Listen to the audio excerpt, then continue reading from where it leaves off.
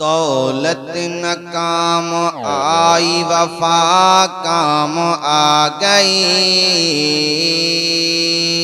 दौलत न काम आई वफा काम आ गई।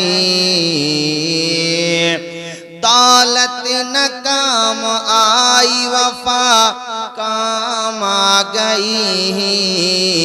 महबूब की बुरिया की सना काम आ गई। जन्नत में मुझको देख के रिजवान ने ये कहा, जो जन्नत के दरोगा हैं उनका नाम है रिजवान। जन्नत में मुझको देख के रिजवान ने ये कहा, सल्ले अला की तेरी सदा काम आ गई। और मौलाना इनामुल हक साहब ये शेर देखिए जरा। दुश्वार रास्ते थे मसाइब थे बहुत। माँ से जिसको भी मोहब्बत है और यकीनन हम सबको मोहब्बत है।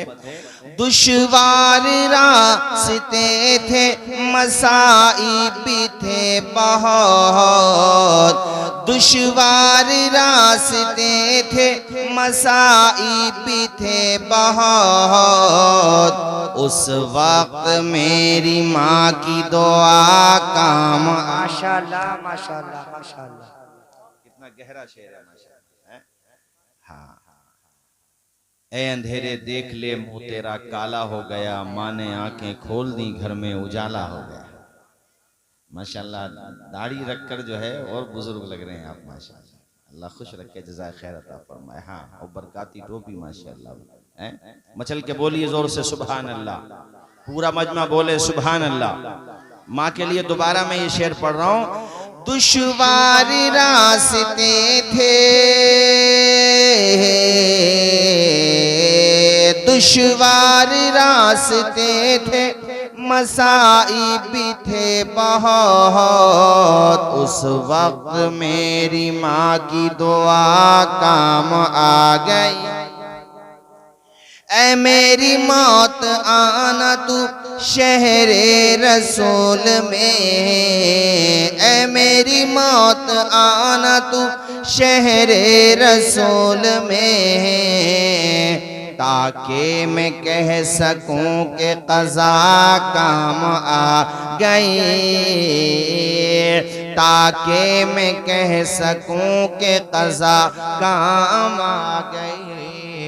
क़ज़ा काम आ गई। दौलत न काम आई वफा काम आ गई। महबूब की बुरिया की सना काम आ गई।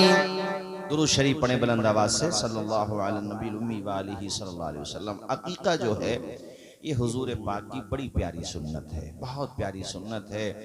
पहले भी बच्चों की पैदाइश के बाद खुशी के तौर पे लोग करते थे ज़माने जाहिलियत में, मगर उनका तरीका बड़ा गलत था। जैसे वो जिस जानवर को ज़िबा करते थे उससे जो खून निकलता था, उस खून को बच्चों के सर तो मुड़वाने का रिवाज था पहले भी, मगर जब बच्चों के सर यानी कि उनके सरों से बालों को दूर कर दिया जाता था, तो उस सर पे उस खून को मलते थे जो जानवर के निकलता था खून ज़िबा होने कटने के बाद। तो हुजूर पाक ने फरमाया कि ये जहालत की बात है, खून को सर पे नहीं रगड़ना चाहिए, खून को सर पे नहीं लगाना चाहिए। हुजूर ने कहा अल्लाह ताला ने तुम्हें दिया है तो मुड़े हुए सर पे ज़ाफ़रान को मल दो। ज़रा ज़ोर से बोल दो, किस चीज़ को मल दो?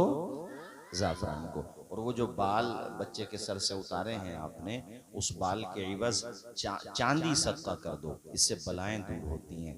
इस्लाम ने आपके ज़िंदगी का एक हिस्सा ऐसा नहीं है जहाँ पे आपको गाइड नहीं किया हो, आपको रास्ता नहीं दिखाया हो, आपकी रहनुमाई नहीं की हो। यहाँ तक कि जब आप माँ के शिकम में हैं तब भी इस्लाम माँओं की रहनुमाई कर रहा है, और जब आप दुनिया में आए तो इस्लाम तब भी रहनुमाई कर रहा। सबसे पहले कहता है इस्लाम कि कान में बच्चे के आज़ान दो। जोर से बोलो, क्या दो? आजान दो। और मैं यहाँ पर ये कहता हूँ कि भैया आजान तो सबको याद होना चाहिए सही तलफ्फुज के साथ, जिस तरह हमें आपको सबको हर मुसलमान को कलमा याद होता है माशाअल्लाह। बहुत कम लोग ऐसे निकलेंगे जिसे कलमा याद नहीं हो, उसकी भी पोल उस वक्त खुल जाती है जब निकाह होता है। ऐसे भी केसेस आ जाते हैं कि इमाम साहब को बेचारों को आधा घंटा हो गया मगर वो पहले कलमे से नहीं निकल रहा है, कपड़े पहन के आया है 30-40 हजार रुपए के जनाबे वाला, जुब्बे कुब्बे लगा के। और आजकल तो जो हला भी लगा रहे हैं, वो मुनाजरा नहीं देखा आपने, ऐसे पूरा बन के गया है जैसे अब्बा की ससुराल में गया हुआ हो है। किस तरह से तो बड़े बड़े कीमती लोग कपड़े सिलवाएंगे मगर देखो निकाह के वक्त कलमा नहीं पढ़। पता नहीं कहाँ का वीडियो मैंने तो देखा, इमाम साहब कोशिश कर रहे हैं, वो ला इलाहा इल्लल्लाह नहीं कह पा रहा। बताइए अफसोस की बात है, मुसलमान हैं, कितने दुख की बात है। मतलब मैं अल्फाज में बयान नहीं कर सकता कि सिर्फ आप गोश्त खाने के मुसलमान हैं, सिर्फ नारा लगाने के मुसलमान हैं, कलमा जिस मुसलमान को याद नहीं, बताओ चुल्लू भर पानी में डूब मरने की बात है कि नहीं? जोर से बोलिए। इमाम साहब बेचारे मेहनत कर रहे हैं, अब वो अब्बा की भी बात खराब हो रही है, जो बहनोई आए हैं उनकी भी बात खराब है, जो रिश्तेदार हैं, फूफा हैं और साहब खालू हैं, ताया हैं, सब बेचारे कोशिश कर रहे हैं, वो भी काफ़ी मेहनत कर रहे हैं मगर उसकी ज़बान से जब उसने कभी पढ़ा होता, उसे याद कराया गया होता। इसलिए अपने बच्चों को मदरसों में कम से कम इतना तो पढ़ा लो कि निकाह के वक्त तुम्हारी बात खराब ना हो, और जब तुम्हारा जनाजा रखा हुआ हो तो तुम्हारी रूह तड़प ना रही हो। जनाजा हो ऐसा ना हो कि बेटा आया तो अहमदाबाद से है फ्लाइट का टिकट निकाल के, और यहाँ जनाजा बजाय असर के ईशा में हो रहा है, बजाय ईशा के फजर में हो रहा है कि भाई सगा बेटा है। नहीं आना चाहिए, ठीक है, फॉरेन कंट्री से आए हैं, बास दुबई से, शारजा से, बहरीन से, कतर से, कोयत से, सऊदी से टिकट का। हालांकि ये था कि जनाजा जल्दी से दफन कर दिया जाए मगर चलो भाई सब कहने लगे कि वहां से आए हैं, कितनी दूर से, 10,000, 20,000, 25,000, बाज ने 40-40 हजार का इमरजेंसी में टिकट निकलवाया। फेयर ज्यादा आ रहा था, किराया ज्यादा आ रहा था, मगर बाप का जनाजा रखा हुआ है, भाई का जनाजा, माँ का जनाजा। अब वो आया है जनाजे में, अब बताइए चेहरा देख के दाएं बाएं हो गया, उसने जनाजा ही नहीं पढ़ाया। तो तू आया क्यों था ये बता दे पहले तो। सिर्फ शक्ल देखना आया था तो वीडियो कॉल पे देख लेता। सबसे ज्यादा जरूरी ये था कि अपनी माँ का और अपने बाप का जनाजा पढ़ता। आज उस बाप की रूह भी तड़प रही है, उस माँ की रूह भी तड़प रही है कि काश मैंने अपने बेटों से सिर्फ दौलत कमाने की उम्मीद न लगाई होती, बल्कि इनके सीनों में कुरान को बसा दिया होता, तो आज ये न सिर्फ ये कि जनाजा पढ़ रहा होता, बल्कि मुसल्ले पे खड़े होकर के मेरा जनाजा पढ़ा रहा होता। इसलिए मैंने कहा बच्चों के हाथ में कलम दो, इतना तो जरूर पढ़ाओ कि निकाह के वक्त तुम्हारी बात खराब ना हो, और जब रूह तुम्हारी निकल जाए तो तुम्हारी रूह परेशान ना हो। पढ़ा दो। बताओ वो बेचारे इमाम साहब कोशिश कर रहे हैं, वो पहले कल में, और इमाम साहब भी जले भुने थे, शायद ऐसा लग रहा दावत नहीं की थी उनकी भी। एक कलमा पढ़ने में लगा आधा घंटा तो उन्होंने दूसरा भी शुरू कर दिया। तो वो अपने बहनों की कलाई पकड़ के कह रहा है ये मौलाना साहब भी पूरा मुसलमान आज ही बना के छोड़ेंगे। तो आप बताओ, अब भैया तुमने नहीं याद किए तो देखो, अब मौलाना साहब को ऐसे टाइम पे आप लोग भी भूल जाते हैं, जब शादी का मौका हो या खुशी का मौका हो, उस मौके पे याद नहीं आती इमाम साहब की, गलत बात है। इमाम को याद रखा करो खुशी के मौके पे। हजरात, तो मैं ये कह रहा था सबसे पहली चीज है बच्चा पैदा होने के बाद उसके कान में आजान देना। जोर से बोलो, क्या देना? तलफ्फुज आजान का सबके लिए चाहिए कि वो दुरुस्त कर ले। उसकी वजह मैंने ये इसलिए कही कि कई दफ़ा ऐसा होता है जैसे पैदाइश हुई अस्पताल में है, तो हाँ होता क्या है कि इमाम साहब को बुला के, और बच्चे की सिचुएशन ऐसी है कि लग रहा है कि वो बच्चा बचेगा नहीं। इतनी देर में इमाम साहब आए, बच्चे की रूह निकल चुकी थी। बताओ, उसका हक था उसके कान में आजान देना। आपकी जहालत की वजह से वो बच्चा अपने हक से महरूम हुआ कि नहीं हुआ? जोर से बोलो। तुम्हें आजान याद होती? हाँ, वो बिल्कुल नॉर्मल है, ठीक है, अच्छी बात है इमाम साहब आ रहे हैं, अच्छी बात है कोई आलिम साहब आ रहे हैं, अच्छी बात है कोई सैयद साहब तशरीफ ला रहे हैं, लेकिन बच्चे की सिचुएशन भी तो देखो, बच्चे की तबीयत नासाज है। इसलिए दीन का ज़रूरी इल्म होना हर मुसलमान मर्द और औरत पर फ़र्ज़ है। इसीलिए फ़र्ज़ है, आज तुझे आज़ान याद होती सही तलफ़्फ़ुज़ के साथ, तू आज़ान देता, बच्चे की रूह मचल जाती। या अल्लाह तेरा शुक्र है मोहम्मद अरबी के ग़ुलामों में पैदा किया है तूने मुझे। कान में आज़ान दी जाती, तो पहला हक ये है कि बच्चे के कान में आजान दी जाए। मैंने बहुत पहले ये 2 मिसरे कहे थे, मेरे लिखे हुए नहीं हैं, लिखे हुए किसी और के हैं, मगर मुझे बड़े अच्छे लगते हैं कि ना शेख देता है ना पठान देता है, नसीब वालों का बेटा आजान देता है। आजान याद करो, ये मेरा आज की तकरीर का पहला पैगाम है कि आप हजरात आजान दिया करो। मस्जिद में बाशरा हो जाओ और भैया आजान दिया करो। आजान का बहुत सवाब है। आजान सिर्फ मसाजिद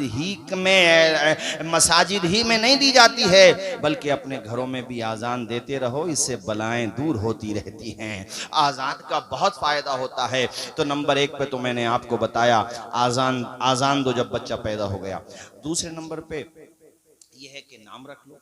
चलो नाम रखने में देर है, अभी समझ में नहीं आ रहा, क्योंकि हमारे यहाँ क्या है कि नया नाम हो, समझ में आए कि नहीं आए, उसका कोई मतलब हो कि नहीं हो। मुजरिमीन नाम था एक जगह एक बच्ची का, वो अकीके का ही प्रोग्राम था। मैं पूछने लगा, ये इधर चलो छोड़ो जगह का नाम मत दो, तो वो था प्रोग्राम, हमने नाम पूछा बच्ची का नाम क्या है, तो बताया मुजरिमीन नाम है। मैंने कहा मुजरिमीन का तर्जुमा पता का, वो कुरान में पढ़ा था हजरत मुजरिमीन, इसलिए नाम रख लिया। मुजरिमीन बताओ, क्रिमिनल को कहते हैं मुजरिम, उसकी जमा मुजरिमीन है, वही नाम रख लिया। उसमें पढ़ा था तो वही नाम रख लिया।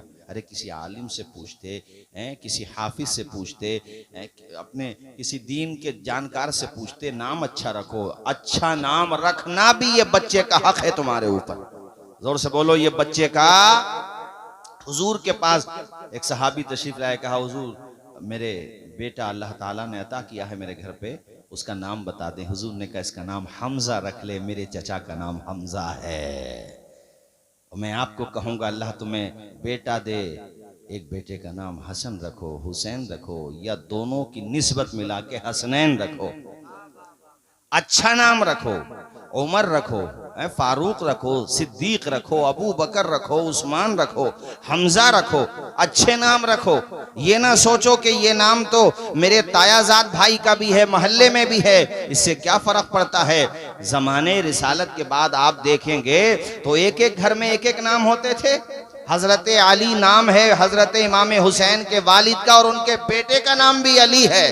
पहचान के लिए अली औसत हो गया, अली अकबर हो गया, अली असगर हो गया। 3 बेटे दिए रब ने और तीनों का नाम अली रखा है हुसैन ने। एक को अली अकबर यानी बड़ा अली, अली औसत दरमियान में जो पैदा हुआ है वो अली, अली असगर छोटा अली, जो सबसे छोटा बेटा था उसका नाम अली रखा गया है। ये होता था मेरे साथियों। इसलिए नाम अच्छे रखा करो, बच्चों पे नामों का असर पड़ता है। जोर से बोलो, नामों का असर।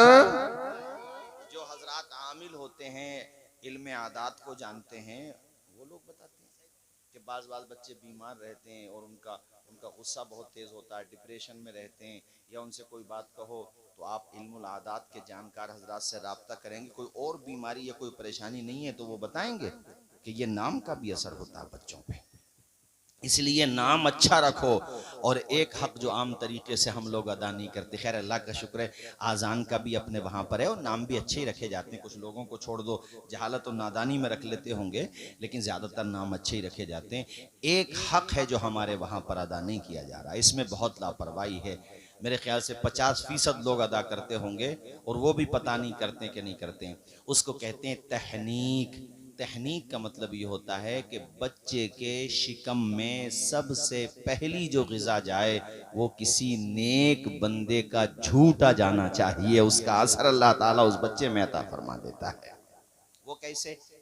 बेटी पैदा हुई या बेटा, तो किसी बाअमल आलिम दीन के ज़रिए, घर में दादी या दादा हैं 5 वक्ता नमाजी तहज्जुद गुजार हैं, उनके ज़रिए मुनक्का, किशमिश या पिन खजूर, इस तरह की जो नरम ग़िज़ा है वो बावुज़ू होके दुरूद शरीफ पढ़ें 11 मरतबा, जितने भी अल्लाह उनको तौफीक दे पढ़ें, और नहीं भी पढ़ें तो कोई बात नहीं, लेकिन पढ़ लें तो बेहतर है।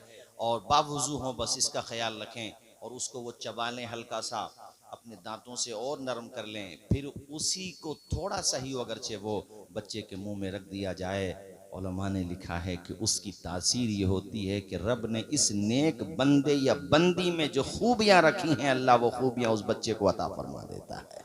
जरा जोर से बोलो सुभान अल्लाह, और मचल के बोलो हमारे हुजूर तहनीक फरमाते थे। इमाम हसन पैदा हुए, तहनीक फरमाई। इमाम हुसैन पैदा हुए, तहनीक फरमाई। सहाबे किराम के वहां पे बच्चे जो भी पैदा होते थे वो हुजूर की खिदमत में हाजिर होते थे और हुजूर उनकी तहनीक फरमाया करते थे। मचल के बोलो जोर से सुभान अल्लाह। सुभान अल्लाह। ये कितनी बातें बता दी मैंने आपको। कान में आजान देना, जोर से बोलो, कान में अच्छा नाम रखना और तहनीक करना। और नंबर 4 पे बच्चे का ये हक है माँ बाप पर कि उसका अकीका करे। जोर से बोलो, क्या करे? ये ऐन से है अकीका।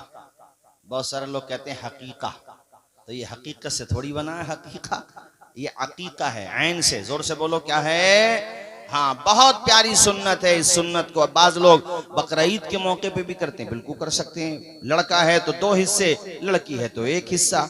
अलबत्ता ये दिया है किताबों में कि अगर आपके पास बजट नहीं है और वाकई में कोई मजबूरी है तो लड़के का भी 1 हिस्सा लो तो अकीका हो जाएगा। जोर से बोलो, अकीका। बस बेहतर यह है कि 2 हिस्से लिए जाएं, लेकिन किसी वजह से आपने अगर 1 हिस्सा भी ले लिया तब भी अकीका हो जाए। कुर्बानी के मौके पे भी कर लेते हैं, चूंकि टॉपिक वही है, इस हिसाब से मैं उसी हवाले से, बच्चों के बारे में भी तो हमारे सामने गुफ्तगू आना चाहिए। हम अपने बच्चों के मामले में बहुत लापरवाह होते चले जा रहे हैं और ये एक घर की कहानी नहीं है, हर घर की कहानी है। और अब तो जब से मोबाइल की बला चली है, बच्चों के हवाले से माँ बाप बहुत लापरवाह हो गए। उन्होंने रोना शुरू किया, हमने मोबाइल दे दी, जिसकी वजह से उनकी आंखें कमजोर हो जाती हैं, वो बच्चे उसके आदी हो जाते हैं। मोबाइल तो ऐसी चीज़ है, बड़ों को आदत लग जाए तब नहीं छूटती, तो बच्चों की ऐसे उठ जाएगी, बताओ मुझे।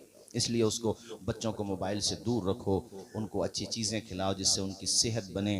तुमने वो हदीस नहीं सुनी है, हुजूर पाक ने इमाम हसन और हुसैन की आपस में कुश्ती कराई, और बड़ी प्यारी हदीस है। इसमें एक तो सीख ये मिलती है कि तुम भी अपने बच्चों को कुश्ती सिखाओ, तैरना सिखाओ, तीरंदाजी सिखाओ, उन्हें सेहतमंद रहने का तरीका बताओ, वो काहिल ना बने। ये नहीं कि खाए पिए और सो गए और हो गए जनाबे वाला 2-3 क्विंटल के। 2-3 क्विंटल के तो खैर नहीं होते होंगे, बाज हो जाते होंगे 2-2 क्विंटल के, कितने कितने भारी हों। मैं तो अनिल अंबानी के बेटे को तो फोटो किसी ने डाला सोशल मीडिया पे, उसकी शादी हुई, तो मैंने कहा या अल्लाह, आप देखिए उसको, तो ये जो वजन बढ़ जाता है, कोई बीमारी है तो उसका इलाज होना चाहिए। बहरहाल आदमी को स्वास्थ्य के हवाले से बहुत जागरूक रहना चाहिए। सेहत रब की बहुत बड़ी नेमत है। कोई इंसान सैयद साहब अरबपति भी है और सेहत नहीं है तो वो उस दौलत का अचार डालेगा, क्या करेगा? अरे कुछ खा नहीं सकता, पी नहीं सकता, अच्छे से पहन नहीं सकता, भागने का नंबर आ जाए तो भाग नहीं सकता, तो उससे उस दौलत का अचार डालेगा। इंसान की सेहत अच्छा होना चाहिए। हमारे पहले के बड़े बूढ़े ये बेवकूफ नहीं थे जो दौड़े लगवाते थे। आजकल के लोग तो सिर्फ मोबाइल देखना सीख रहे हैं, रेडीमेड खाना सीख रहे हैं, रेडीमेड पहनना सीख रहे हैं। पहले के बड़े बूढ़े ये बैठे हुए मौलाना इनामुल हक साहब के वालिद साहब, इनसे पूछो, वो दौड़े लगवाते थे। जानवरों की भी दौड़े होती थी, इंसानों को भी दौड़े होती थी, उससे सेहत बना करती थी। पानी आ जाता था दरियाओं में, आपके यहाँ दरिया सिर के करीब में काफी बड़ा तालाब है, नहरों में तैरना सिखाते थे। तुम कहोगे मौलाना साहब आज के जमाने में पुराने जमाने की बातें क्यों कर रहे हो? आज कहां जरूरत पड़ती है तैरने की? ओ यार, तैरने की जरूरत कभी भी कहीं भी पड़ सकती है। तुमने देखी नहीं थी महाराष्ट्र की वो वीडियो? 7 या 9 अफराद एक परिवार के एक झरने के बहाव में आकर के बहने लगे, तैरना नहीं जानते थे, 7 मर गए थे, सिर्फ 2 या 3 बचे थे, 6 मर गए थे, या ज्यादातर लोग मर गए। अगर मौत तो बेशक हक है, मगर तैरना एक तदबीर है, इंसान को तैरना आना चाहिए। अभी कुछ लोग कलियर गए हुए थे, वहां पे बताया एक जवान डूब गया, जो साथ में था वो तैरना जानता था, उसने उसकी जिंदगी को बचाने का काम किया था। इसलिए दीन ने जो तुम्हें सिखाया है वो कल भी तुम्हारे काम आ रहा था, वो कयामत तक तुम्हारे काम आता रहे। सुभान अल्लाह। नारे तकबीर, नारे रिसालत, नारे हैदरी, नारे गौसियत, मसलके आला हजरत। माशाअल्लाह माशाअल्लाह। तैरना भी सीखना चाहिए, दौड़ना भी सीखना चाहिए। अभी दौड़ने की जरूरत पड़ जाए है तो वैसे ही तालीम के मामले में नील बटा नील है हमारी कौम, ज़्यादातर 50%, मैंने कम बताई है, वैसे ज़्यादा ही होगी। नील बटा नील, 0 बटा सन्नाटा है। स्टेशन पे जाके भी पूछताछ की खिड़की पे देखो तो ज़्यादा लाइन अपनी कौम की ज़्यादा होगी, है कि मुरादाबाद से हमें बरेली जाना है, शाहजहांपुर जाना, दिल्ली जाना। भले आदमी मोबाइल का दौर है आजकल, तो खुद देखो वो जाने के वहां पूछताछ पे खड़े होकर पूछ रहे हैं इतने में वो ट्रेन आ गई, अब भागने का नंबर आया, भागना आता नहीं तो शहादत ही होगी। इस्लाम ने जो कहा है वो तुम्हारे भले के लिए कहा है। इमरजेंसी में कहीं तुम्हें इमरजेंसी में हो सकता है, अब वो सेहत ही नहीं है। इस्लाम में सेहत की बहुत अहमियत है। जरा जोर से बोलो, इस्लाम में सेहत की। नमाज तक हम लोग नहीं पढ़ते, अरे नमाज ही पढ़ो 5 वक्त, अल्हम्दुलिल्लाह। इबादत भी होती रहेगी, सेहत का सामान भी होता रहेगा। हाँ, इमाम हसन और हुसैन दोनों की कुश्ती हुजूर ने कराई। आए है, बड़ी प्यारी हदीस है। हुजूर ने फरमाया, ए हसन, हुसैन के बाजू पकड़ो, हुसैन को यहां से पकड़ो, हुसैन को यहां से पकड़ो। हजरत फातिमातुज़ ज़हरा ये मंजर मुलाहजा फरमा रही थी। एक हदीस में हजरत आयशा सिद्दीक़ा के सामने हुआ होगा ऐसा, या फिर ये है कि दोनों मौजूद थी। कहने लगी हजरत फातिमा, अब्बा हुजूर मेरा हुसैन छोटा है, हसन बड़ा है, तो सपोर्ट छोटे की करो, कर रहे हो बड़े की। तो हुजूर ने फरमाया, बेटी फातिमा, जो तुम्हारे बाप देख रहे हैं वो तुम नहीं देख पा रही हो, जो मैं देख रहा हूं वो तुम नहीं देख रही हो। मामला ये है कि हुसैन की सपोर्ट के लिए जन्नत से जिब्रील अमीन आ गए हैं, इसलिए हसन की सपोर्ट के लिए रहमतुल लिल आलमीन आ गए। सुभान अल्लाह, सुभान अल्लाह। जरा मुस्कुरा के बोलिए सुभान अल्लाह। सुभान अल्लाह। नूर खजरा से दिल जगमगा लीजिए, नूर खजरा से दिल जगमगा लीजिए, अपना सीना मदीना बना लीजिए, अपना सीना मदीना बना लीजिए। जो भी देखे वो शैतान नबी का कहे, अपना किरदार ऐसा बना लीजिए। तेरे दिल पे होता री उदासी, अगर नात सल्ले अल्लाह गुनगुना लीजिए। अच्छा, सेहत की बात आई तो मुआ नाजिम साहब एक बात मैं अर्ज करूं, हमारे जवानों में नशे की आदत भी बहुत पनप रही है। मुझसे किसी ने कहा नहीं है मगर मुझे पता है। जुआ भी है, घर पे खाना बना के नहीं बना इससे कोई परवाह नहीं है। बहनों की शादियां होना है, बेटी की शादी होना है, बच्चों की शादी, इससे भी कोई परवाह नहीं है। बलई ऐसी है जुए की और शराब की है, न छुटाए छुटे, पिट जाएंगे, कुट जाएंगे, है धुनाई हो जाए, दादा पीटें, भाई पीटें, अब्बा पीटें, समझ में नहीं आता। लग गई तो लग गई, छुटी नहीं रही है, ऐसी आदत है। आदत को आदत पता क्यों कहते हैं? आदत को आदत कहते ही इसलिए कि वो पलट पलट के आती है, वो छुट नहीं पाती। अब बताओ, जो शराब पिएगा तो कारोबार से गया और सेहत से भी गया। देखने में ही उसमें वजन होगा, बाकी अगर कोई बस समझ जाओ कुछ भी नहीं है उसके अंदर, भूसा भरा हुआ है बस। पास में बैठ जाए तो मुंह से बू आती है बेपना वाली बुरी। तो देखो भैया, इससे करो तौबा, मेरी बात सुनो ध्यान से, इससे तौबा करो, तुम्हारा फायदा है, तुम्हारी जिंदगी बनेगी, तुम्हारे बच्चों की जिंदगी बनेगी, तुम्हारी सेहत अच्छी होगी। कैसे बचोगे इससे? जैसे तुमने आदत डाली है वैसे ही बचो। खुद को कमरे में बंद कर लो। और अब तो ऐसे ऐसे नशे चल रहे हैं कि वो सिर्फ शराब के नशे थोड़ी हैं, इंजेक्शन के नशे, टैबलेट खाते हैं लोग। और वो जंगलों में घास होती है, कोई उस घास को हाथ पे रगड़ते हैं, तौबा तौबा, और फिर उसको बीड़ी में रखते हैं। हाँ, मैंने तो पूछा कई नशेड़ियों से, तो उन्होंने पूरी डिटेल बताई मुझे। कहने लगे हजरत सिर्फ ये नहीं है जो शराब है, बल्कि और भी इसके बहुत ज्यादा तरीके हैं। जैसे चोर चोरी करने के 1000 तरीके जानता है ना, ऐसे नशेड़ी भी नशा करने के बहुत सारे तरीके जानता है। छोड़ दो इन आदतों को, मत जाओ करीब इन बातों के। और शराब और नशा तो इतना बदतरीन गुनाह है कि जिसने एक घूंट भी पी लिया जानबूझ के और बगैर तौबा किए मर गया, जहन्नमियों की शर्मगाहों से बहने वाली बदबूदार पीप पिलाई जाएगी। उसको याद रखना इस बात को। इतना खतरनाक गुनाह है शराब पीना, लेकिन रब इतना करीम है, बंदा सच्चे दिल से तौबा कर दे, हुजूर फरमाते हैं अल्लाह ताला उसे हौज़े कौसर का जाम पिलाएगा। जरा जोर से बोल दो ना यार सुभान अल्लाह। हौज़े कौसर का जाम पिलाएगा। और क्या नहीं छूट सकता हजरत, आदमी नियत तो करे, कोशिश तो करे, तहैया तो करे। तुमने सुना नहीं है हजरत बिशर हाफी का वाकया? वो कितने बड़े शराबी थे, मैं खाने में रहते थे, नशे में चूर रहते थे, मगर हुजूर की मोहब्बत दिल में थी, दीन की मोहब्बत दिल में थी। और यकीनन आज भी बहुत सारे ऐसे हैं कि यकीनन दीन से उन्हें मोहब्बत है। मैं मोहब्बत का इनकार नहीं कर रहा हूं, आदत गलत लग गई है, उस आदत को छोड़ो, बस ये कहना चाह रहा हूं मैं। एक दिन नशे में चूर जा रहे थे, घर को जा रहे थे या घर से आ रहे थे, रास्ते में कागज के टुकड़े पे नजर पड़ गई। वो कागज उस जमाने में ऐसे नहीं होते थे, मैं समझाने के लिए कह रहा हूँ, चमड़े वगैरह जो भी था उस पे अल्लाह का नाम लिखा हुआ था, बिस्मिल्लाह शरीफ लिखी हुई थी। बेशक नशे में थे, मगर जब खुदा का नाम जमीन पे पड़ा हुआ देखा तो तड़प गए, कहने लगे या अल्लाह मैं गुनहगार जरूर हूँ मगर तेरे नाम का गद्दार नहीं हूँ, मैं ये बात देख करके यहाँ ठहर नहीं सकता हूँ अल्लाह, यानी मैं यहाँ से आगे बढ़ नहीं सकता हूँ, इसको इग्नोर नहीं कर सकता हूँ। हाथ आगे बढ़ाया, वो जो पुर्जा था जिस पे अल्लाह का नाम लिखा हुआ था उसे उठाया, मुंह के करीब किया, चूमना चाहते थे। दिल ने कहा खबरदार, तुम्हारा मुंह अभी पाक नहीं है, घर चलो। जाकर के नहाए हैं, गुस्ल किया है और अच्छी तरीके से खूब पाक साफ हो गए हैं। उसके बाद जनाबे वाला उसको लबों से लगाया है, चूमा है, आंखों से लगाया है।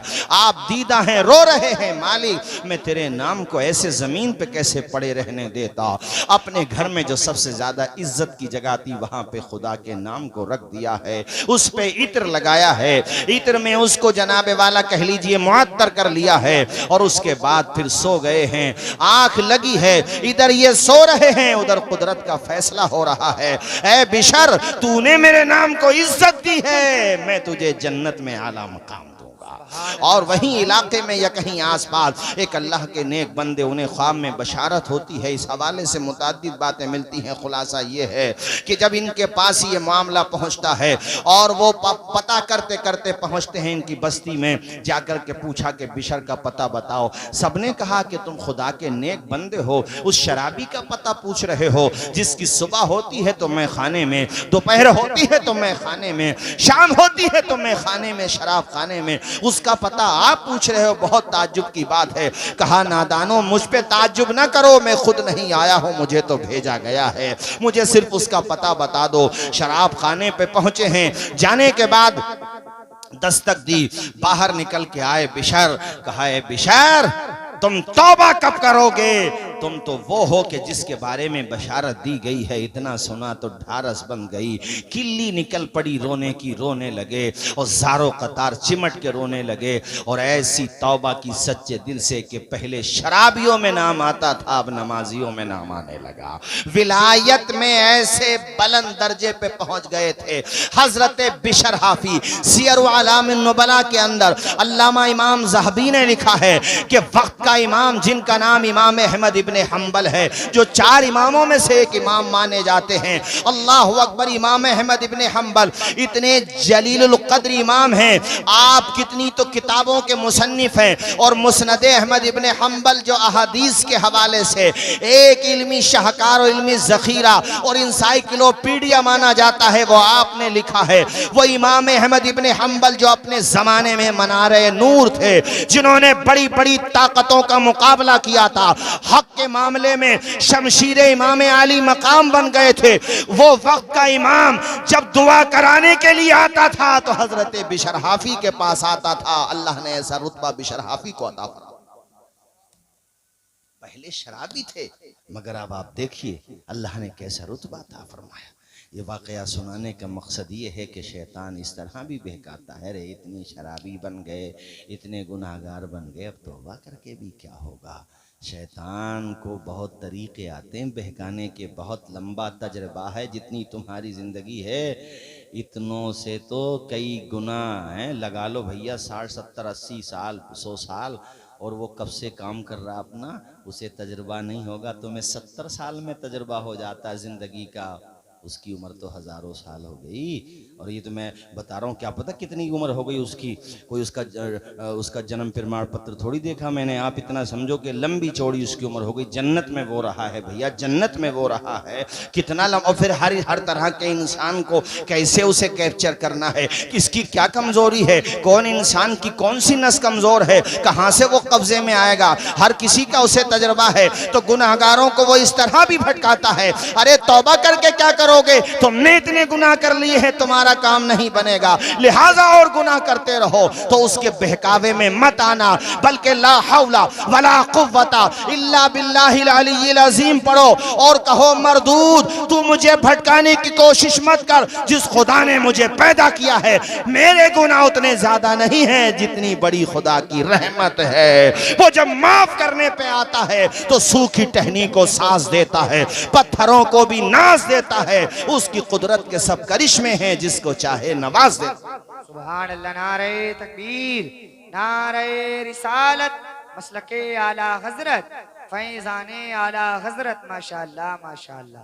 सही साहब, ये नशे वाली जो बीमारी है ना, ये आप और हम सोच नहीं सकते कैसे कैसे घरों में एंटर कर चुके। हम और आप सोच नहीं सकते, एंटर हो गई, करने लगे नशा। हजरत बिशराफी का वाक़या तुम्हें मैंने इसलिए सुनाया कि बहकावे मत आना, अब भी तौबा कर लो। जब तक जिंदगी की सांस है समझ लो उम्मीद की आस है, सच्चे दिल से वो माफ कर देगा। बदकारियों की तरफ गए हो तौबा करो, अल्लाह माफ कर देगा। नशे की तरफ गए हो, जुए की तरफ गए हो, जुआ भी मुआयना मुल्क साहब, वो ड्रीम 11 के जरिए, हाँ वो भी जुआ है। और जो लोग पत्तों के जरिए खेलते हैं वो भी जुआ है।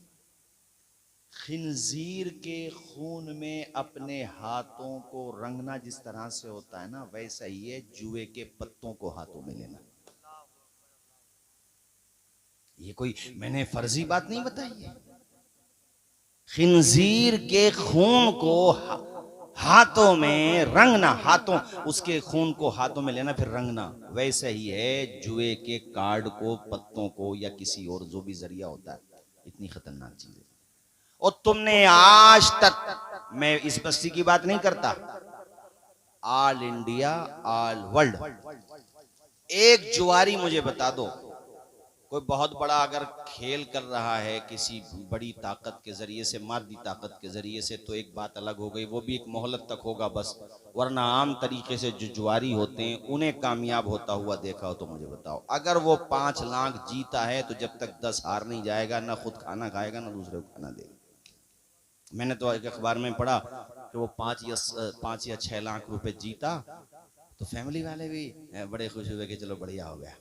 मगर उससे कहा कि बेटे अब यहीं तक रहने देना अब तू। अब भरोसा घर वालों को भी नहीं था कि ये मानेगा नहीं, तो अंदर से उन्होंने लॉक लगा दिया, एसी वेसी लगी हुई होगी, अब ठीक है नहीं थी, हमने को देखी थोड़ी थी, बहरहाल वो जैसा भी था उसको लॉक कर दिया। तो विंडो से कूद गया, और अब वो दूसरे तीसरे दिन को चेक किया, उसमें खाना वाना तो दे दिया था। उन्हें ये था कि यार 5 लाख रुपए चलो काफ़ी है, इसमें ही बात बन जाए, अब नहीं जाए। अब वो पता चला कि वो है ही नहीं उसके अंदर, वो तो गायब है वहां से। अब वल्दियत है मगर बेटा नहीं है। वल्दियत देख रही है, वो भी अच्छा के वल्दियत है, वरना बाज जगह तो मैं वल्दियत के गायब है। अब है नहीं भैया।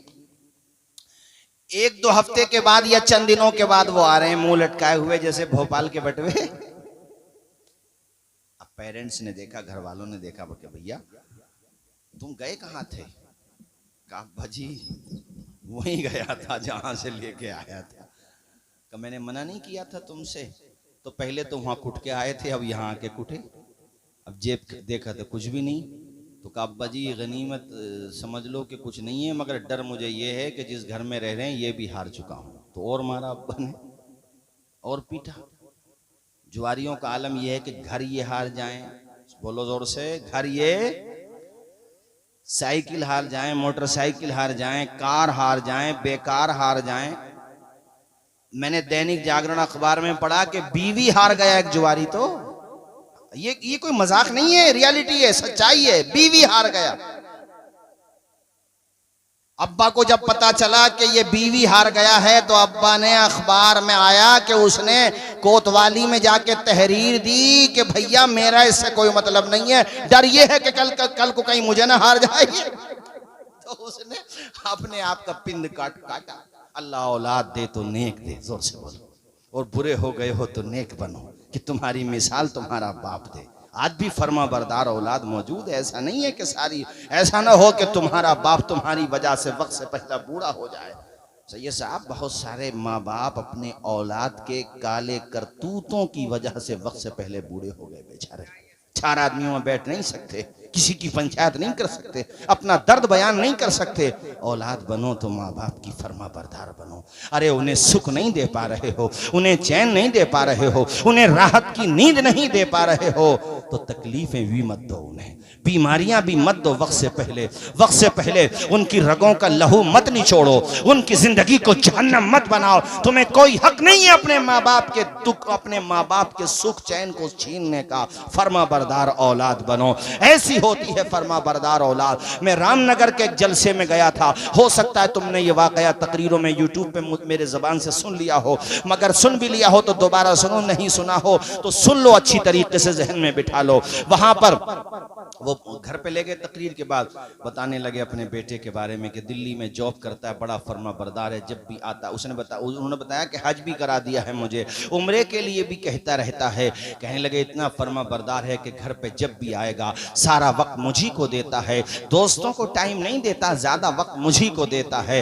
अल्लाह अकबर। अपना सिलसिले कलाम जारी रखते हुए उन्होंने कहा कि बाजार से अच्छी क्वालिटी का तेल खरीद के लाएगा, उसके बाद मेरे सर में तेल डालेगा और अपने हाथों से मेरे सर की मालिश करता है, सर दबाता है। कहने लगे हजरत आप यकीन मानना, कायनात की बड़ी से बड़ी दौलत एक पल्ले में रख दी जाए, उस पल्ले से और उस दौलत से मुझे वो सुकून नहीं मिल सकता जो जवान बेटे की खिदमत से अल्लाह ताला मुझे सुकून अता फरमाता है। तकबीर। और मौलाना नाजिम साहब बताया कि आल औलाद वाला है, खुद बाल बच्चों वाला है। जब मेरा बेटा खिदमत कर रहा होता है तो मेरे पोती पोता भी मेरी खिदमत कर रहे होते हैं। बूढ़े बाप को और क्या चाहिए इसके अलावा। अल्लाह अकबर। उन्होंने अगला जुमला इस तरीके से कहा, कहने लगे सर जब दबाता है इतना सुकून मिलता है कि सुकून की वजह से मेरी आंखें बंद हो जाती हैं, मगर मैं जाग रहा होता हूँ। मेरे बेटे को ये लगता है कि अब्बा की आंख लग गई है, वो सो गए हैं, हालांकि मैं जाग रहा हूँ। तो वो सर की तरफ से पैरों की तरफ आता है और अपना सर मेरे पैरों में रख देता है, रब की बारगाह में दुआएं करता है। मुझे इतना सुनाई देता है कि मेरे लिए लंबी उम्र की दुआएं कर रहा है। मेरे तलवों को जब वो चूमता है तो फिर जज्बात पे कंट्रोल नहीं हो पाता और मेरे जो एहसासात हैं, पिदरी शफकत का जो दरिया है वो अपनी हदों को क्रॉस कर जाता है। मैं आंखें खोलता हूँ, बैठता हूँ और अपने बेटे के सर को अपनी गोद में रख के मालिक की तरफ हाथों को उठा देता हूँ। या अल्लाह मेरे बेटे को दुनिया की हर खुशी अता फरमा और या अल्लाह जन्नत में आला मकाम अता फरमा। और मेरी दुआ का एक हिस्सा ये भी होता है, या अल्लाह हर माँ बाप को नेक औलाद अता फरमा, ऐसी औलाद अता फरमा जैसी औलाद रब तूने मुझे अता की है। इसलिए मैं तुम सबसे कह रहा हूँ, अपने माँ बाप के दिल का करार बनो। और माँ बाप से भी कहूंगा कि अपने बच्चों से पैसों की उम्मीद कम रखो जब तुम उन्हें खिला पिला ही रहे हो, मगर उम्मीद ये रखो कि उनके हाथों में कलम आ जाए, वो कम से कम दीन की बुनियादी तालीम हासिल करें, मॉडर्न एजुकेशन दुनियावी तालीम भी हासिल करें, किसी के सामने उन्हें जलील न होना पड़े, उन्हें बुनियादी मालूमात तो हो, दोनों तरह की मालूमात हो, कामयाब बन जाएं। यार इंसान मेहनत कर ले। वो यहीं का लड़का है एक जो मैंने तकरीरों में जिक्र किया है, कासिम नाम है शायद उसका, अपने रुकनुद्दीन सराय ही का है, करीब में तो ये तुर्तीपुरा है, वो रुकनुद्दीन सराय है। उसके अब्बा वो खिचड़ा बेचा करते थे जिसको दलीम कहते हैं, वो बेचते थे, वो प्लेटें बेचारा धोता था, मगर देखिए वो कामयाब हो गया। उसने मेहनत की, संघर्ष किया, रात दिन पढ़ाई की, लाइट थी तो लाइट में पढ़ा, लाइट नहीं थी तो उसने यानी चिराग रोशन किया, जिस तरीके से भी उसने मेहनत की, पढ़ा, कामयाब हो गया। और अब देखिए माशाल्लाह, सिर्फ हमारी बस्ती रुकनुद्दीन सराय का नाम रोशन नहीं किया है, संभल का नाम रोशन किया है। और वो इंशाल्लाह बहुत जल्द जज बनने वाला है। तालीम पे मेहनत की ना, इसलिए मेहनत करो, कोशिश करो। एक दफा मन तो बनाओ, ठान तो लो। और जब तुम मन बनाओगे, ठान लोगे, मंजिल को अपना मान लोगे, तो कामयाब फर्म करने वाली जात हमारे खुदा की जात है। संघर्ष की राह जो चलता है, हालात वही बदलता है। जिसने रातों से जंग जीती है, सूरज बनकर जरूर चमकता है। मैंने ये बात कही। यहाँ पे शायद इदारा भी चल रहा है ना, मस्जिद से मुताल्लिक जो है इदारा भी चल रहा है। अपने बच्चों को भेजो भैया पढ़ने के लिए, उनको दीन सिखाओ। वरना ऐसा भी होता है, बस क्या होता है, आपको बताने की जरूरत थोड़ी, अपनी निगाहों से देख रहे हो कि बूढ़े माँ बाप की कितनी बेकदरी होने लगी है अब हैं। और माँ बाप से भी कहूँगा कि भैया तुम भी अपने औलाद के दरमियान इंसाफ कायम करो, उनके दरमियान ज्यादती भी ना हो भाई, इंसाफ के साथ फैसले करो, ज्यादती भी ना हो। अपनी माँ की भी खिदमत करो। बहुत खुशी का मौका है हमारे लईक भाई के लिए भी, और इनकी अहलिया के लिए, पूरे घर के लिए, रिश्तेदारों के लिए, सबके लिए। बस 10-15 मिनट और उसके बाद फिर इंशाल्लाह तकरीर खत्म करता हूँ, वक्त भी काफी हो गया है। आप सबसे भी कहता हूँ कि अपने बाप का हाथ सर पे रखवाओ और अपने माँ के कदम को चूमो, उनकी दुआएं ले लिया करो। दुनिया में है तो दुआएं लो, दुनिया से जा चुकी हैं तो कब्रों पे जाके फातिहा पढ़ो। प्यारी माँ मुझे को तेरी दुआ चाहिए, तेरे आंचल की ठंडी हवा चाहिए। लोरी गा गा के मुझे को सुलाती है तो मुस्कुरा के सवेरे जगाती है तो मुझको इसके सिवा और क्या चाहिए। प्यारी माँ मुझको तेरी दुआ, मेरे साथ पढ़िए आप लोग भी। प्यारी माँ मुझे को तेरी दुआ चाहिए, तेरे आंचल की ठंडी हवा चाहिए। तेरी खिदमत से दुनिया में इज्जत मेरी। सुभान अल्लाह। देखो, एक मन बना के जाओ अपने आप को चेंज करने के लिए।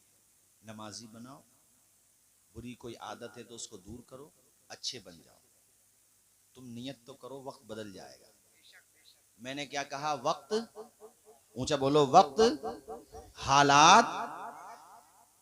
वक्त तो बदलता है हजरत, अगरचे वक्त बदलने में वक्त लगता है, मगर वक्त, आज जहां तुम बैठे हो, ये 10-12-13 साल वालों को तो नहीं पता होगा, मगर मुझे पता है, चूंकि मेरा ननिहाल है। जहां तुम बैठे हो, एक जमाने में यहाँ पे तालाब हुआ करता था, इनको भी पता होगा, देखा, तालाब हुआ करता, मगर देखो अब रोड हो गया। वो अल्लाह जाने आगे चल के क्या हो जाए।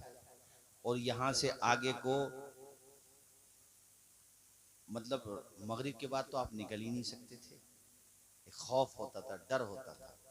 और आज देख लीजिए माशाल्लाह, 24 घंटे आप जाइए, बल्कि बहुत सारी गाड़ियां तो उधर नहीं जाके इधर होके ही जाती हैं सेफ्टी के लिए है? तो वक्त बदलता है, जोर से बोलो, वक्त।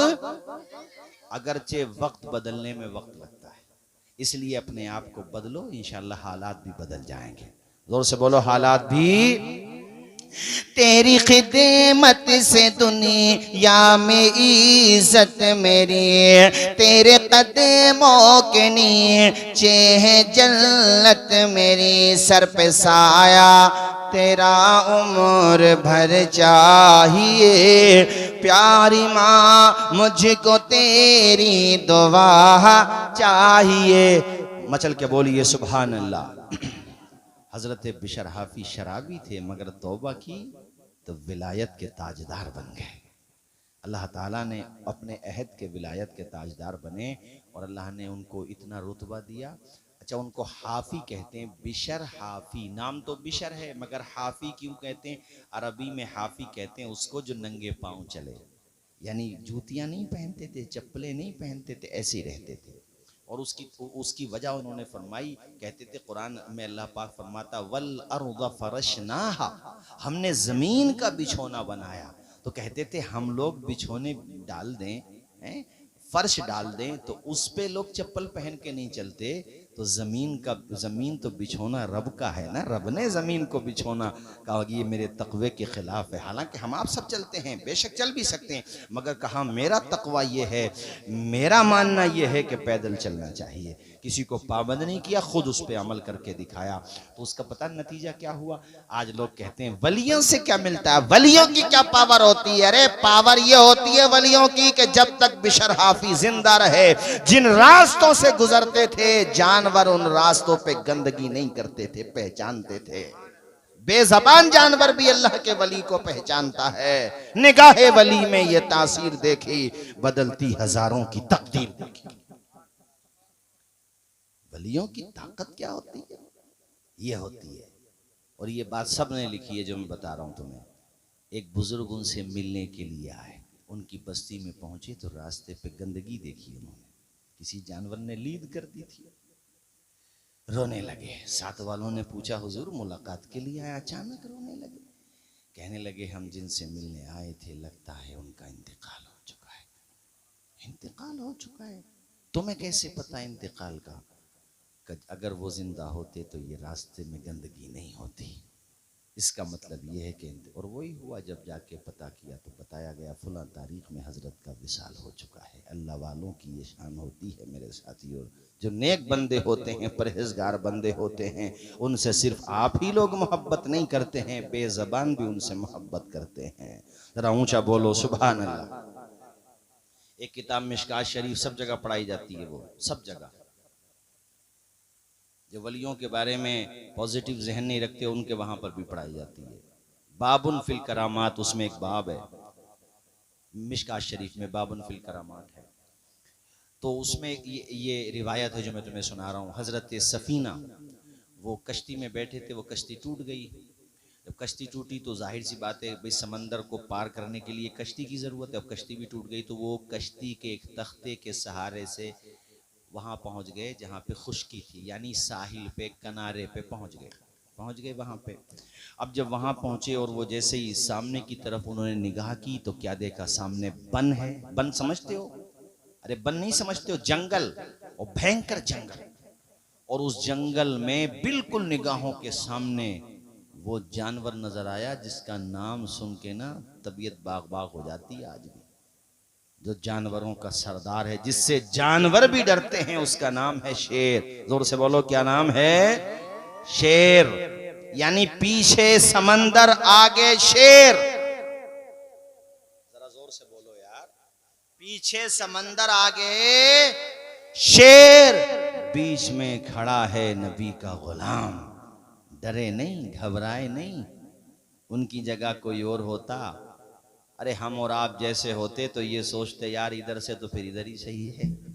अरे नहीं आई बात समझ में? इधर से एक दफा में जो भी होगा सिमट तो जाएंगे, ये तो किस्तों में हिसाब बराबर करेगा। शेर का तो तेंदुआ आ गया था इलाके में, इधर उत्तराखंड के आसपास लोगों ने निकलना बंद कर दिया, किसानों ने खेतों पे जाना बंद। इतना टेरर होता भाई, तेंदुआ हो, चीता हो, शेर हो, इतना टेरर, इतना खौफ होता है। मगर वो डरे नहीं, अल्लाह के वली घबराए नहीं। शेर ने जब उल्टी सीधी आवाजें निकाली, दहाड़ना शुरू किया। लुकमे तर समझा, अपना लुकमा समझा, कहा ये तो मुझे मेरी खुराक मिल गई, मेरी ग़िज़ा मिल गई। तो हजरत सफीना ने गरजदार आवाज में कहा, ए असद, असद शेर को कहते हैं, ए असद मुझे देख के धोखा ना खाना, मैं कोई गैर नहीं हूं, मोहम्मद अरबी का गुलाम हूं। जरा जोर से बोलो सुभान अल्लाह। इतना जब सुना शेर ने, मियाँ गर्दन झुका ली शेर ने। उसने भी इशारों में कह दिया, अगर तुम उनके गुलाम हो तो मुबारक हो, मैं भी उन्हीं के दर का गुलाम हूँ। उनके सिर्फ तुम ही गुलाम नहीं हो, मैं भी गुलाम हूँ। वो नबी के गुलाम थे इसलिए टिक गए सामने। आज का अगर ये कोई मामला होता या हम और आप जैसे लोग होते उनकी जगह, तो होते ही ना, नहीं होते ही नहीं। मगर देखो नबी का जो गुलाम है उसे किसी का डर नहीं, न उसको फिक्र कब्र है और हश्र का खतर नहीं। घड़ी जब ऐसी आएगी हमारे सर पे छाएगी तुम्हारे फजल की रिदा मुहम्मदुन नबीना। बोलो मुहम्मदुन नबीना मुहम्मद शफीउना मुहम्मदुन नबीना। आप घबराए नहीं। आपने कहा अगर तू यहाँ का शेर है तो क्या हुआ, तेरे सामने जो खड़ा है वो मोहम्मद अरबी के दर का गुलाम है। शेर ने गर्दन झुका ली, बोल तो सकता नहीं था बेचारा। उसने इशारा किया कि जंगल बहुत घना है, रास्ता बहुत पेचीदा है, मंजिल तक पहुंचने में बहुत कठिनाइयां हैं, मगर मैं यहाँ का राजा हूँ। आप मेरे पीछे पीछे आइए, मैं आपको वहाँ पहुँचा दूंगा जिस मंजिल पे आपको पहुँचना है। खादिम बन के, गुलाम बन के, नबी के गुलाम के आगे आगे चल के जंगल का राजा चल रहा है और पीछे पीछे नबी का गुलाम चल रहा है। अरे तुम नबी की गुलामी इख्तियार तो करो। इंसान ही नहीं, बेज़बान भी तुमसे मोहब्बत करते हुए नजर आएंगे, बेजान भी तुमसे मोहब्बत करते हुए नजर आएंगे। मौला ताला आज की इस मुबारक महफिल को कबूल फरमाए। मैंने जो कुछ कहा, मुझसे कबल हमारे हज़रत मौलाना सैयद रिजवान साहब क़िबला ने जो कुछ कहा, हमारे अजीज़ मौलाना नाजिम साहब ने, हज़रत मौलाना इनामुल हक साहब ने जो कुछ कहा, या अल्लाह कहने में सुनने में सहवन या क़स्दन कोई ख़ता लग़्ज़िश हो गई हो, अपने करम ख़ास से मुआफ़ फरमा, सही सही को कबूल फरमा। या अल्लाह हम सबको अमल की तौफीक अता फरमा। और जिस बच्चे का अकीक़ा किया गया है मालिक उस बच्चे को आलिम दीन बना, और इन्होंने गोद लिया है या अल्लाह इनको इतना सुकून उस बच्चे के जरिए से अता फरमा।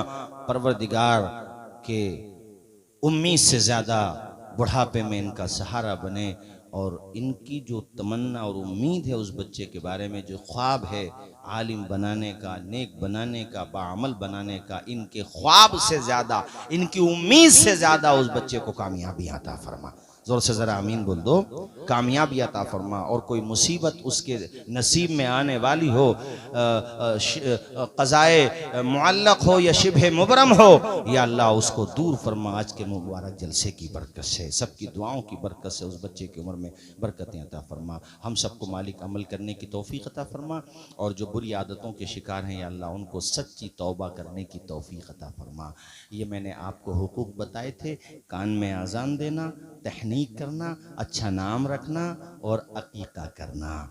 और नंबर 5, औलाद का माँ बाप पर ये हक है कि वो अपनी औलाद को दीन की बुनियादी तालीम दे, उन्हें बाअमल बनाए। 7 साल के हो जाएं तो नमाज पढ़ने की आदत डलवाएं, 10 साल के हो गए नहीं पढ़ते तो थोड़ी मोड़ी सख्ती भी कर लें, मगर उन्हें बालिग होने से पहले पहले नमाजी बना दें। और ये हक अदा तब करोगे जब खुद 5 वक्ता नमाजी बनोगे। इसलिए खुद भी नमाजी बने और अपनी नस्लों की पेशानियों में सजदों की तड़प पैदा करें। रब अमल की तौफीक अता फरमाए। आमीन। व आखिरु दावाना अनिल हम्दुलिल्लाहि रब्बिल आलमीन। खड़े हो जाइए। सलाम।